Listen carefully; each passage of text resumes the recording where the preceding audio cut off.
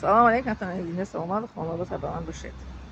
مادر رحمتی میگفتن که ایاس قدر خودش شناس میگفتن چارقای بابا در بالای کروس. مادر رحمتی میگفتن که خیلی نغزی نشو که در بالای راه گردن این خیلی گنده نشو که توی بد بینن. من نمیخشم میگفتن اینکه در جایی که میخوای به خلق وطن خدمت رو کن، در جایی که تو رو بدبینی میکنن نکن میگفتن مادر رحمتی. ولی وقتی که شما که قدردانی نکنید سخنهای من رو، رولик های من رو، پس من چگونه برای شما ویدیو کنم، چگونه رولик کنم؟ نصیحت مادرم است که تو رو قدردانی نمیکنن خودت به قدر نکن. وقتی که ویدیوهای ما به زبان تاجیکی که نگیرد پرسموتر، لایک نمونید، کامنتاری خوب ننویسید، پدیلیتسا نکنید، چرا من مهنت کنم و راحتش رو نبینم؟ ببینید که من در وای چی میگن به زبان روسی میکنم چقدر تماشا میکنن، چقدر لایک میمونن. این قدردانی انسان ها هسته، قدردانیشون هست. با من کامنتاری نمی نویسن لیکن لایک میمونن کو، لیکن تماشابین من میگیرم کو، قدردانی میکنن. چرا شما رو قدردانی نمیکنید؟ قدردانی کنید من رو. من بینم که شما من رو قدردانی میکنید، بعد ویدیو ثبت کرده در شما مونم. قدردانی که نکنید برای کی کنم این کارها رو؟ مادر رحمتی میگفتن که ایاس قدر خودت رو شناس چارقه بابا در بالای کوس. من باید قدر خودم رو شناسم. ببینم که شما قدردانی نمیکنید، پس من خودم رو باید قدردانی کنم. انسان خودش رو احترام نکند که هیچ کس اون رو احترام نمیکند.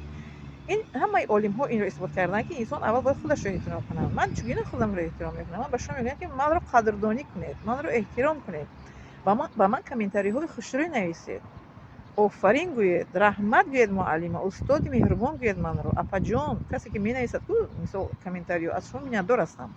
نه بسیار حاضر ببینید اکنون یک تا ویدیو کردم کامنتاری خوشروی می نویسید، کامنتاری خوش نویسید. از کامنتاریاتون من خیلی بریده میشم، با رولик ها ثبت کرده به شما میگذارم.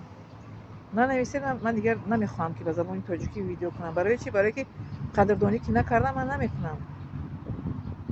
فهمیدین همتون عزیز؟ من میرنجم از شما نمیکنم، چون که من میبینم که چقدر آدم هایی که دیپلم ندارن همین بلوگر شدن، همین بلوگرن، همین هست میرن یک توی ثبت میکنن، یا رقص بازی ثبت میکنن، میلیون تا چی میگن پرسموتر دارن، لایک دارن. لیکن من 3 تا دیپلم دارم، از سوادهای خودم، از علم خودم، از تجربه حیاتم به شما قصه ها میکنم. قدردانی کردن نمیشود. پس من چگونه به شما ویدیو کنم؟ من این ویدیو رو سر کردم از نصیحت های مادرم و با نصیحت های مادرم این ویدیو رو من با آخر میرسونم که مادر رحمتی هم میگفتن که انسان وقتی که بسیار مهنت کند و قدردانی نکنه مثل خر میشود. رحمتی مادرم میگفتن که همین از کاری وزین اگر آبرو میافت خر آبرو میافت. خر کارش که بوچی در پشتش یک شته میزنن راه گمشو میگیرن. خیلی وقتی که من زحمت کشم و گپ زنم و معلومات ها هر کجا جمع کنم و معلومات هایی که خودم گرفتم در کشور افریقا 5 سال در افتاد سوزان معلومات گرفتم و به شما رسانم و صبرهای کردم رو شما قدردانی نکنید. شما تماشا حتی تماشا نمیکنن. این هم چیزهایی که منفعت آور است که تماشابینش خیلی کم است. تماشابین ندارد، حالا که لایک اون تو استاتم ویدیوهایی که فایده آور است از ویدیوهای من پس فقط همین طبیعت رو بات میگیرم که تا اینکه تماشابین به قدر من میرسد. من ویدیو رو هم خیلی میگم که какая красота душарается.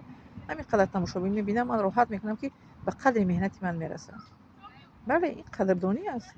تماشا میکنن با یگانتش لایک میموند، بود کامنتاری مینویسن، خب молодец میگن.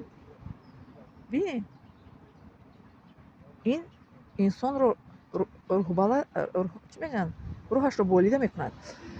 اما که وقتی که قدردانی کردن نمیشود انسان روح افتاده میشه، شکسته میشه، دیگر نمیخوادم کارو کنم. بله نمیخوادم کارو کنم. مثلا شما وقتی که در یک کارو پیش میکنید، مثلا در بازار سوداگر وقتی که تجارت سر کرده، وقتی که بارش به سودا نرود نمجی میشد. من بارات که کجا جمع گرفته آوردم و تماشنی و گمرک‌های گذاشته آمدم، هیچ کس نگاه نمیکند. منم همین گونه، منم به خارجه ها رفته تحصیل کردم، در خارجه 5 سال تحصیل کردم، در روسیه 4 سال تحصیل کردم، در تاجیکستان چند سال خود تحصیل کردم. قدردانی کرده که نشد علم و سوادی ما رو، پس چرا من چینم و قوتم رو صرف کنم برای شما ویدیو ثبت کنم؟ چرا؟ чаро ва барои кӣ? ман мекунам ки як кас маро қадрдонӣ кунад, як кас маро тамошо кунад, як кас лайк монад, як кас маро комментарӣ хуб нависад, на ин ки ишта маро бини маро бигӯяд ки бини шумо хеле, дандонои шумо хеле, чашмои шумо хеле, шумо чӣ себро корчатон кунда себро пӯст карда наметавонед. Ин гуна ба ман лозим неста. Ин гунаҳоро ман ҳамон видеое ки барои себро пӯст кардан буд ку қариб дар як шабона рӯз қариб 2000 просмотр гирифт, ман онро удалит кардам. фаҳмидам ки ино аллакай дар фитнаву дар масхарабозӣ даромадам. масхара накунед манро. кордаш кунда себро пӯст карда наметавонад, рав дар хона пухту паст кун, рав ин кун. Ман ҳамаи корро карда метавонам. модари ман аз 10-15 ҳунар мерехт. падари ман зиёда аз 40 ҳунар доштанд. ман аз ин гуна падар модараш фикр мекунед ки ман беҳунар ҳастам? ман ҳама ҳунарро дорам, ман ҳама пухтупазро карда метавонам. лекин дар шумо нишон намедиҳам пухтупазамро. барои чӣ? барое ки интернет пур аз пухтупаз аст. пухтупаз ман чӣ дар кор ба шумо? ман наметавонам ки дар чӣ мегӯянд ошхона пухтупаз карданамро видео карда ба шумо нишон диҳам. намекунам. ман мехоҳам ки шумо босавод шавед, шумо илмро асбоб кунед, шумо китоб хонед, бо китоб сару кор кунед. шумо ҳар рӯз як саҳифа китоб бояд хонед. шумо ҳар рӯз якто видеои манфиатовар тамошо кунед. бале, ман насиҳатҳои модарам сар кардам ки модарам гуфтам ки айёз қадри худатро шинос. чорук яъне ки пойафзолҳо, пойпӯшҳои бобоя дар тори кос. чоруқҳои бобо дар тори кос яъне ки бобои ту кос чиро мегӯянд? тоқчае ки ҳарчи монанд ку дар болои тоқча аст. яъне ки бобои ту бообрӯ одам буд. гузаштагони ман бообрӯ, бо қадру қимат буданд, боэҳтиром буданд. ман инчунин бояд қадру қиматамро донам. шумо бояд манро қадрдонӣ кунед. ман бо забони русӣ гап занам.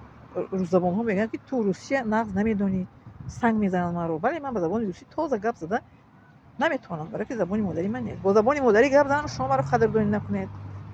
пас ман бо кадом забон бояд баромад кунам?